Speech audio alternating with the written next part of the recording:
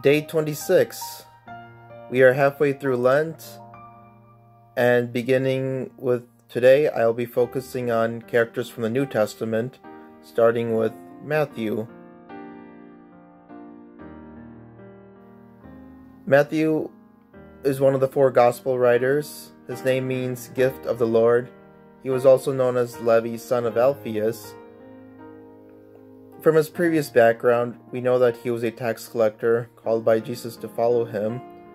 Bear in mind, tax collectors were despised by the Jews. They were considered traitors because they worked for the Romans and extorted a lot of money, cheating people, and would use any means possible to get more money.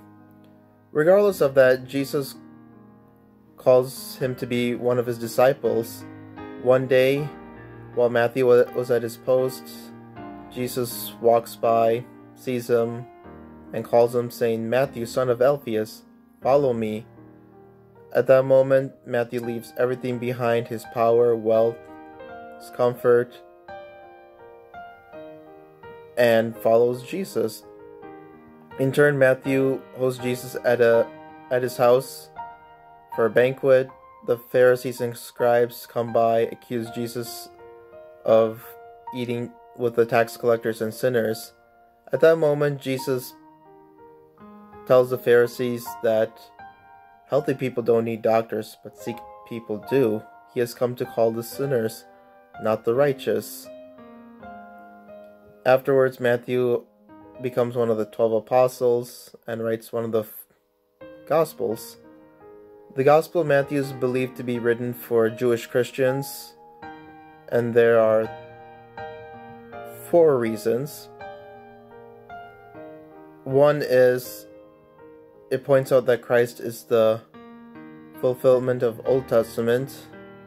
The second reason is he mentions the Jewish customs without any explanation.